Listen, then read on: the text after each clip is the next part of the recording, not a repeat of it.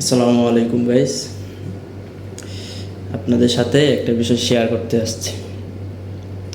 বিষয়টা হলো মাথার চুল নিয়ে। ঠিক আছে, আজ থেকে 6, 7, 8 বছর আগে চুল কাটছিলাম, এভাবে ন্যাড়া করছিলাম। তো এবার আবার করলাম। তো এই 6, 7 বছরের ভিতরে অনেকবারই চুল কাটছি, সেলুন থেকে কাটে আসছি। বাসায় আসার পরেই আম্মার হাতের প্রথম গালি যে পিছন দিয়া চায় লাইছস, পিছন দিয়া বান্দরে খায়া লাইছি, সামনে দিয়ে কি বান্দর উঠছে না? এত বড় বড় চুল কি লেগে সামনে? ঠিক আছে,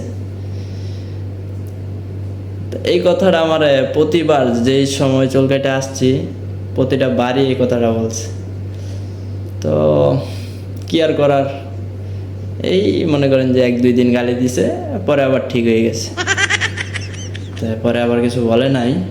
তবে একটা জিনিস চিন্তা করলাম, তো 6-7 বছর পরে আবার চুল কাটার কারণটা হইতেছে যে আসছি বিদেশে, বিদেশের বাড়িতে আসছি, পরে মাথায় দড়ি, আর দেখি একবার হাত দিলে 4-5টা চুল এসে পড়ে। তো এবার তো মনে করেন যে একটু পরে পরেই হাত দিই, দেখি চুল সব জয়রা পড়ে যেতেছে। তো চুল যেহেতু জয়রাই পড়ে যেতেছে, তো একবারই চায়ালাই। তো এই চিন্তাটা কইরা মাথাটা ন্যাড়া করা হইলো আর কি। তারপর একটা কথা যে মনে করেন বাড়িতে কলটা দিলেই মা কলটা দিয়ে বলতো, চুল এত বড় বড় হয়ে গেছে, এখন আর চুল কাটাস না কেরে। তা এটি মনে করেন যে আসার পর থেকে শুনতেছি, শোনার পর থেকে পরে যখন মাথাটা ন্যাড়া করে ভিডিও কল দিলাম, দেওয়ার পরে দেখে বলতেছে, আরে এত সুন্দর দেখা যাইতেছে তোরে, বলার বাহিরে। আমার মার এই কথা শুনে আমি তো মহা খুশি। এই খুশির ঠেলায় আমি বাইরে আসছি, রুমমেটরা লগে দেখা হয়েছে।